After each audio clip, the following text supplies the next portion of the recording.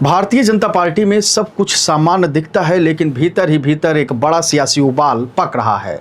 खास तौर पर उत्तर प्रदेश में हाल ही में गृह मंत्री अमित शाह ने उप मुख्यमंत्री केशव प्रसाद मौर्य को सार्वजनिक मंच से मित्र कहा और अब केशव ने एक मीडिया के मंच से अमित शाह को गुरु कहकर संबोधित कर डाला है।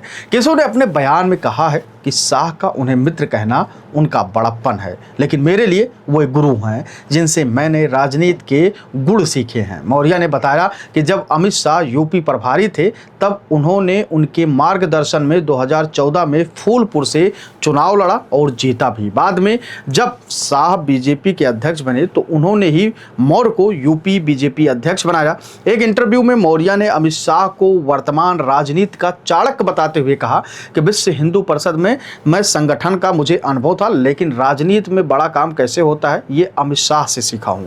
मैं उन्हें शिक्षक की तरह मानता हूं और उनके मार्गदर्शन में आगे भी काम करता रहूंगा। मौर्य ने यह भी कहा कि जिनसे सीखा उन्हें गुरु कहते हैं और शाह जी ने मुझे सिखाया है कि राजनीति में रणनीति कैसे बनती और बिगड़ती है। उनका मित्र कहना उनके स्नेह और उदारता का प्रतीक है, वो मेरे गुरु हैं। पहली नजर में यह सम्मान और निकटता का मामला लगता है केशव प्रसाद मौर्य और अमित शाह के बीच, लेकिन राजनीति की जुबान में इसे सीधे सीधे सियासी संदेश माना जा रहा है, खासकर तब जब मुख्यमंत्री योगी आदित्यनाथ और केंद्रीय नेतृत्व के बीच तनातनी की सुगबुगाहट पहले से ही हवा में है। अमित शाह और केशव मौर्य की ये गुरु शिष्य की जोड़ी कोई नई नहीं है। 2014 के लोकसभा चुनाव से लेकर 2017 के विधानसभा चुनाव तक दोनों नेताओं ने मिलकर यूपी में भाजपा की ऐतिहासिक वापसी करवाई थी, लेकिन आज जो सवाल खड़े हो रहे हैं वो इसके बहुत आगे हैं कि क्या यह जोड़ी फिर से किसी नए राजनीतिक समीकरण की जमीन पर तैयारी कर रही है। केशव मौर्य का बार बार खुद को हाशिए पर महसूस करना, योगी सरकार में उनकी सीमित भूमिका और अब शाह के साथ उनकी बढ़ती नजदीकियां इस बात की गवाही देती हैं कि पार्टी के भीतर एक सामरिक पुनर्संतुलन की प्रक्रिया चल रही है। पार्टी के अंदर जो प्रक्रिया गुपचुप तरीके से चल रही थी उसे भले ही कोई न जानता हो, लेकिन योगी आदित्यनाथ को इसकी भनक है। तो अब सवाल उठता है कि अगर योगी को इसकी भनक है तो योगी की अगली चाल क्या होगी।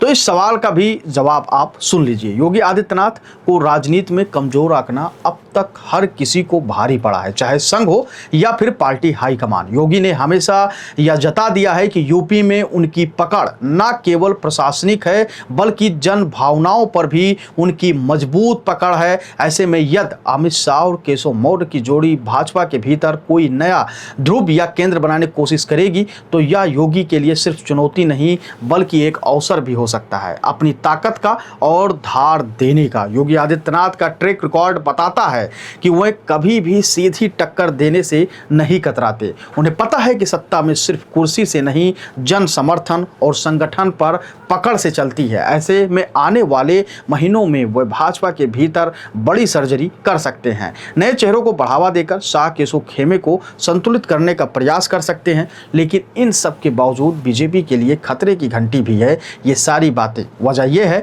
कि जहां एक और लोकसभा चुनाव के बाद बीजेपी को उत्तर प्रदेश से अपेक्षित सीटें नहीं मिली, यानी कि बहुत कम सीटें मिली 2019 और 14 के मुकाबले, वहीं दूसरी ओर पार्टी के भीतर यह भी चिंता है कि यदि शीर्ष नेता आपसी शक्ति प्रदर्शन में उलझे रहे तो इसका असर 2027 के विधानसभा चुनाव और 2029 के लोकसभा चुनाव पर पड़ सकता है। गुरु शिष्य की इस राजनीति में यदि संगठन का संतुलन डगमगाया तो योगी समर्थक खेमा इसे आंतरिक षड्यंत्र की तरह लेगा, जिससे पार्टी के अंदर ही अंदर भाजपा बनाम योगी जैसा माहौल बन सकता है। अभी यह कहना जल्दबाजी होगा कि शाह केशव की जोड़ी बीजेपी के भीतर नया नेतृत्व तैयार कर रही है या सिर्फ संगठनात्मक संतुलन साध रही है, लेकिन यह साफ है कि योगी आदित्यनाथ इस खेल को चुपचाप नहीं देखेंगे। उन्होंने हमेशा खुद को एकल चलो की नीति से ऊपर उठाया है, लेकिन जब चुनौती सामने हो तो उनका राजनीतिक प्रतिकार भी तीखा होता है। अगले कुछ महीनों में उत्तर प्रदेश ही नहीं भाजपा की राष्ट्रीय राजनीति के लिए भी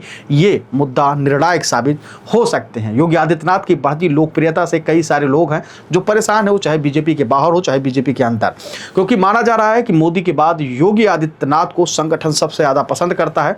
और अगर संगठन योगी आदित्यनाथ को पसंद करता है तो आने वाले दिनों में अगर भारतीय जनता पार्टी इसी तरीके से उसको मतदान मिलता रहा, जनता का साथ मिलता रहा, तो वो समय दूर नहीं कि जब योगी आदित्यनाथ प्रधानमंत्री बनने के रेस में सबसे आगे होंगे।